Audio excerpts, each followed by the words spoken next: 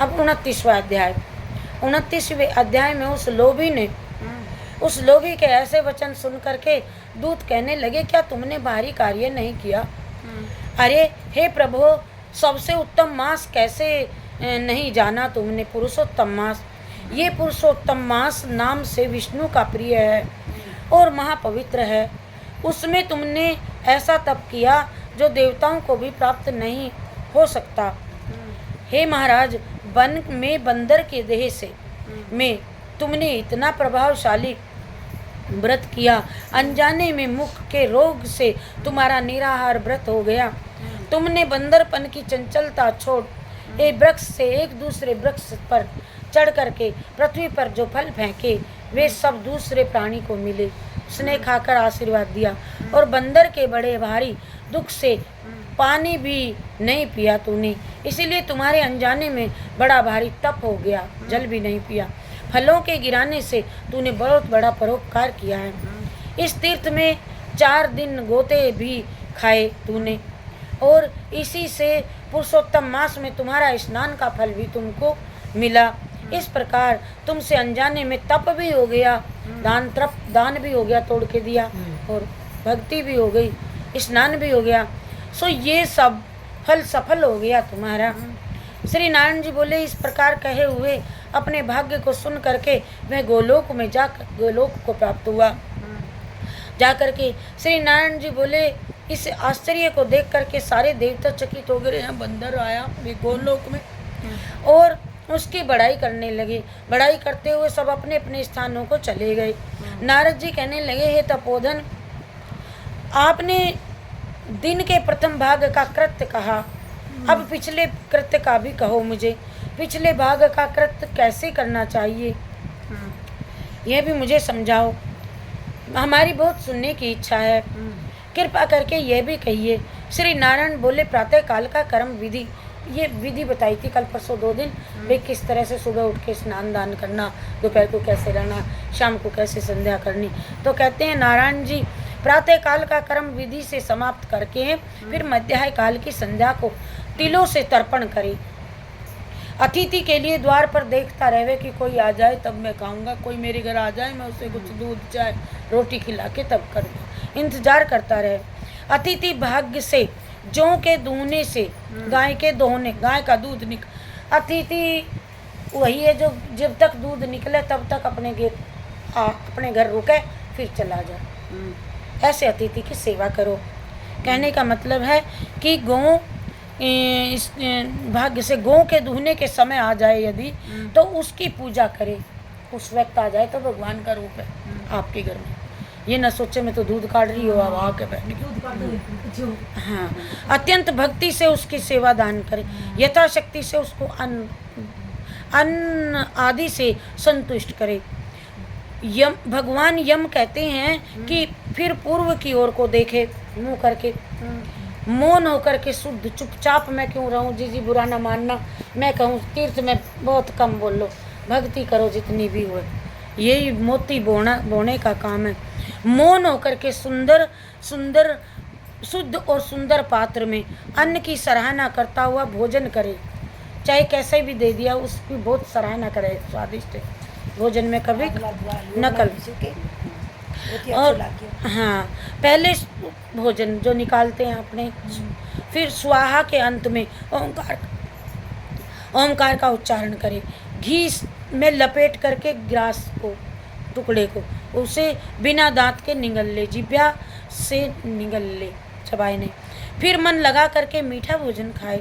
ब्राह्मण शास्त्र विरुद्ध अभक्ष भोज्य आदि पदार्थों को ना खावे। सूखा बासी भोजन भी अभक्ष कहा गया है। भोजन पर बैठ करके, जैसे बैग हो, भोजन पर बैठ करके और श्रेष्ठ मार्ग का विरोध ना करे। श्रेष्ठ शास्त्र के आश्रय से पार ब्रह्म श्री कृष्ण का विचार करके फिर बुद्धिमान पुरुष सर्वत्र आजीविका ना हो, कोई कमाई ना हो जिसकी, तब भी वो एकाग्र मन हो करके 2 घड़ी आत्मा विद्या का श्रवण करे। अपनी जो भी मंत्र आपके गुरु ने दिया, जो भी आपको चले। फिर यथेष्ट अपना काम करे, अपना धंधा ना छोड़े, करता रहे और संपूर्ण सिद्धियों के देने वाले श्री कृष्ण चंद्र का मन में ध्यान करे। सूर्य के अस्त होने पर तीर्थ अथवा घर पर जा करके अपने पांव धोवे, पांव धो के संध्या काल की फिर संध्या वंदन करे। सायंकाल की संध्या करके अग्नि को आहुति दे करके अनुचरों सहित अपने भाई बंधु जो बेटा पोते कर अल्प भोजन जितना हो शाम को कम खाए, अल्प भोजन करे और भोजन करके तकिया आदि सभी सहित कोमल सैया पर सोवे। गृहस्थ पुरुष सदैव भली प्रकार से गृहस्थ के कर्मों को करता रहे और हिंसा ना करे, मारधाड़ ना करे, नहीं करनी चाहिए। सदैव सत्य बोलना चाहिए। सब प्राणियों की जो भी कोई है रक्षा करनी चाहिए, उन पर दया करनी चाहिए। ये सब गृहस्थियों के लिए मैंने तुम्हें मार्ग बताया। बोलो जय शिव शंकर भगवान की जय। श्री कृष्ण गोविंद हरे मुरारी, हे नाथ नारायण वासुदेव। श्री कृष्ण गोविंद हरे मुरारी, हे नाथ नारायण वासुदेव। हे नाथ नारायण वासुदेव, हे नाथ नारायण श्री कृष्ण गोविंद हरे मुरारी, हे नाथ नारायण। बोली वृंदावन बिहारी लाल की। आदेश है पंडित जी को, शाम ने आधो खानो खानो है, मतलब कम खाना, अल्प ले खाना, लो। अल्प खाना खा। मैं तो पूरा खाऊं। शाम ने दाल पर रोटी दाल कम खाओ, सारा बात खान लग गया है आजकल सच्चे में सारा ही के थोड़ा कम खाओ, थोड़ो कम कम खाओ। चंद्रकला ते कड़े ये का ना जाकी ज्यादा देखियो पूरी हमने तो पर खाली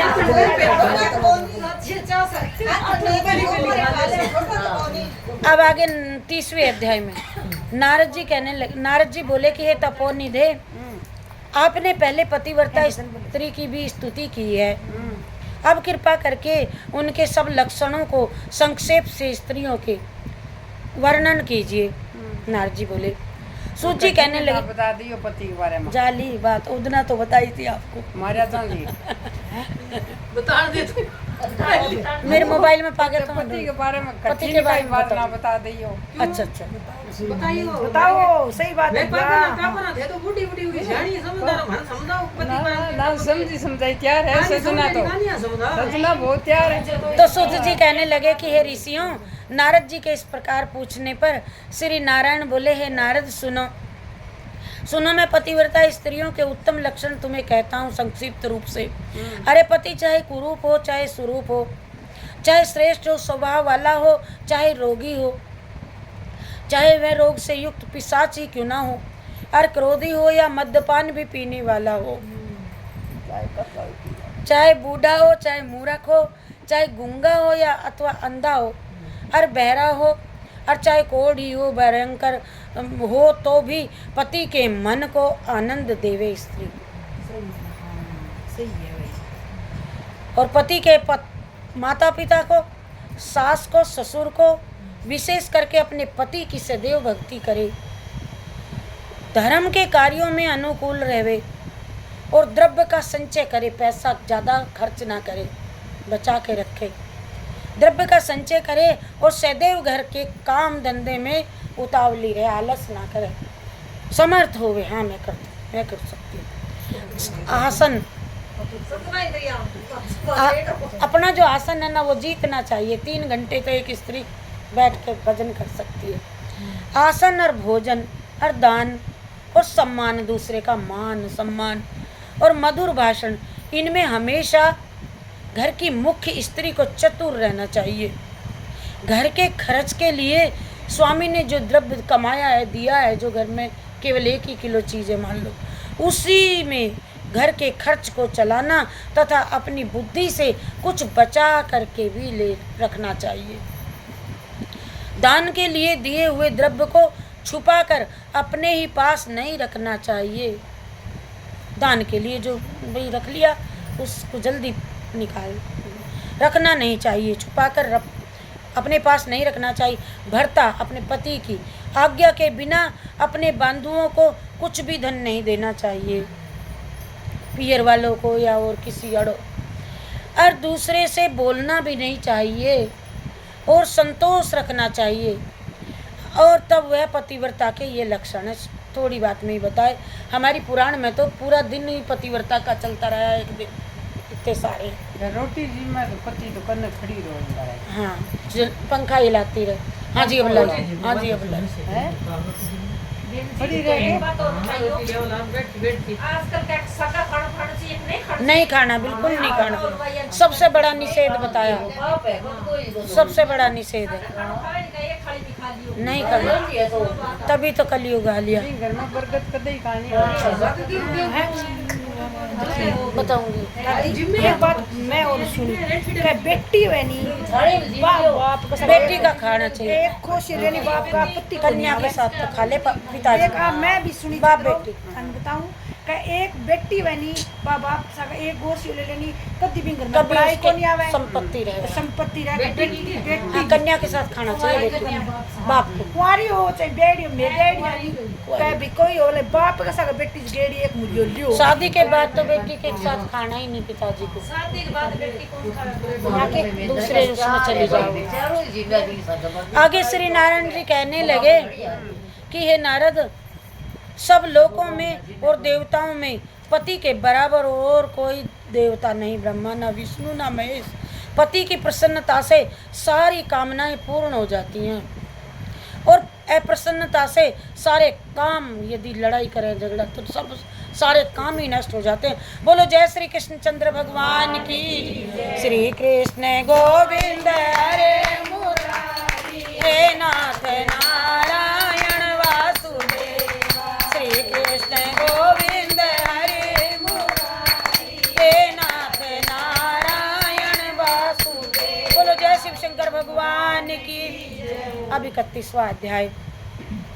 सूत जी कहने लगे कि हे विप्रों ब्राह्मणों, इस प्रकार नारद मुनि ने पतिव्रता स्त्रियों के धर्म का वर्णन नारद मुनि से सुन करके कुछ थोड़ा सा और पूछने के लिए बोले। नारद जी कहने लगे, हे बद्रीपते, आपने सब दानों में उत्तम काशी का संपुट कहा है, सो कारण इसके विस्तार पूर्वक मुझसे ये कहिए। श्री नारायण जी बोले कि हे ब्राह्मण, इस व्रत को पहले एक बार श्री पार्वती जी ने किया था। उस समय श्री पार्वती जी ने श्री महादेव जी से पूछा कौन सा उत्तम दान देना चाहिए मुझे, तो जिससे मेरा पुरुषोत्तम का व्रत संपूर्ण हो जाए।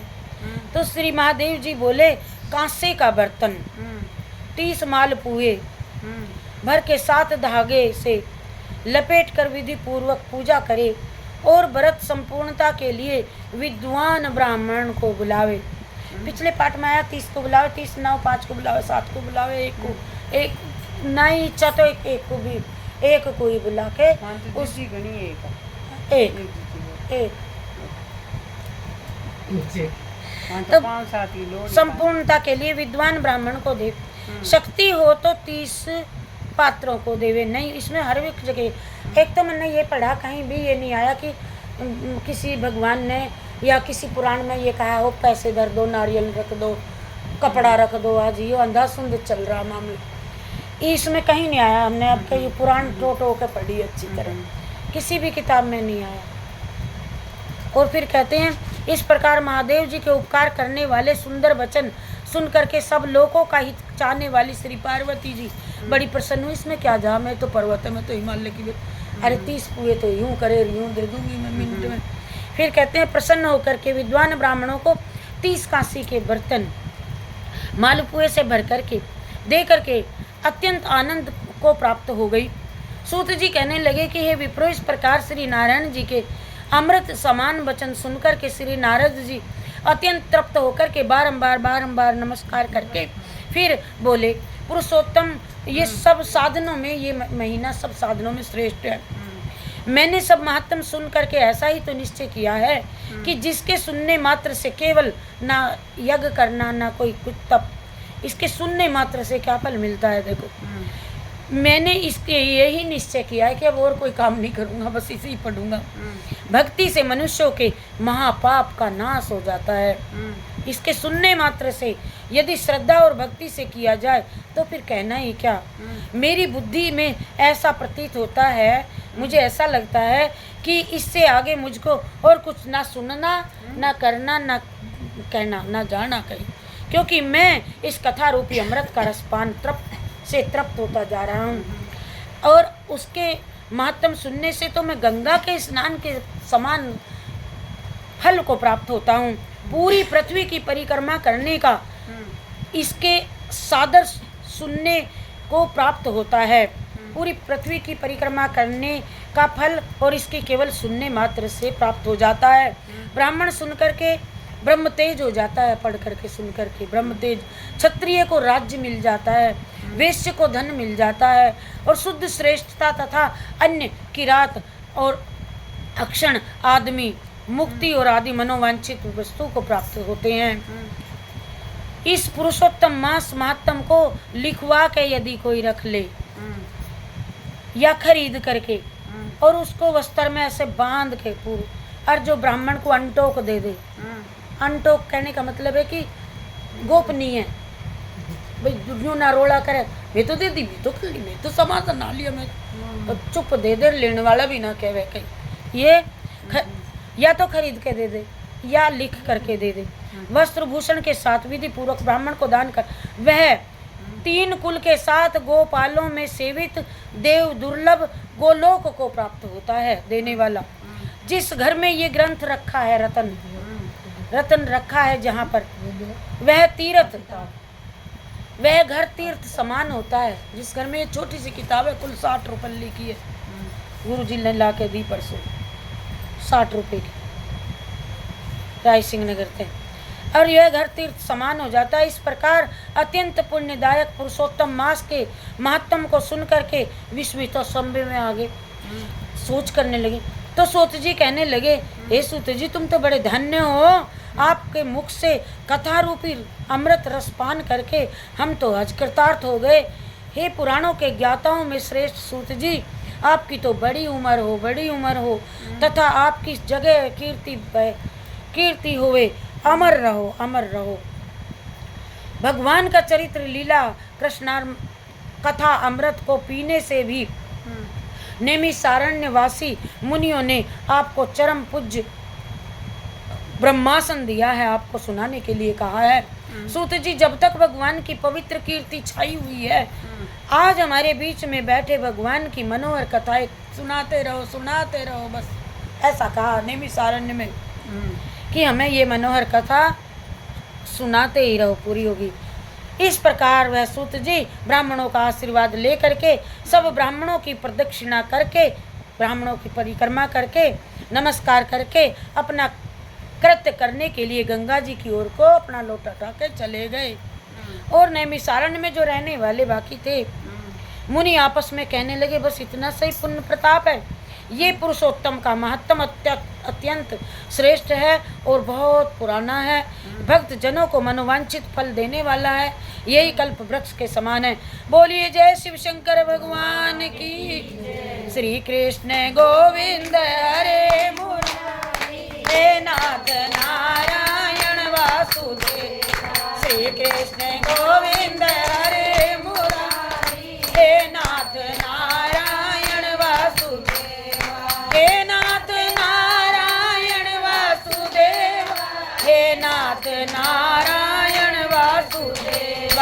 श्री कृष्ण गोविंद हरे मुरारी, हे नाथ नारायण वासुदेव। गोविंद मेरो है, गोपाल मेरो है, गोविंद मेरो है, गोपाल मेरो है। श्री बांके बिहारी नंद लाल मेरो है, श्री बांके बिहारी नंद लाल मेरो है। गोविंद मेरो है, गोपाल मेरो है, गोविंद मेरो है, गोपाल मेरो है। श्री बांके बिहारी नंद लाल मेरो है, श्री बांके बिहारी नंद लाल मेरो है। गोविंद मेरो है, गोपाल मेरो है, गोविंद मेरो है, गोपाल मेरो है। अब बताओ आगे तुम्हें दोबारा सुनाऊं या मेरा तो हो गया? हमारे तो ना सुनो बोला।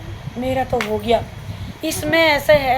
नहीं या किताब घरे ले जा सके कहीं हाँ घरे कोई ना को पड़ोग लेनी घर पर देख हाँ पहले तो मैंने कल उन्हें देनी सोच रही थी, मुझे पाप और लगेगा। मिल जे बन के हाँ नहीं नहीं, मिल जी ले लियो आई था ये तो बुक मुझे इस बहन जी को देनी है, ये बहन जी। नहीं भलाई दे दी मैं तो आप हाँ, कर तो ले। ना दे दियो भलाई ना हाँ, और यहीं दिलवा दूंगी नीचे, यहाँ सस्ती आऊंगी। दुकान है घड़ी मिल ले जाएगी लिया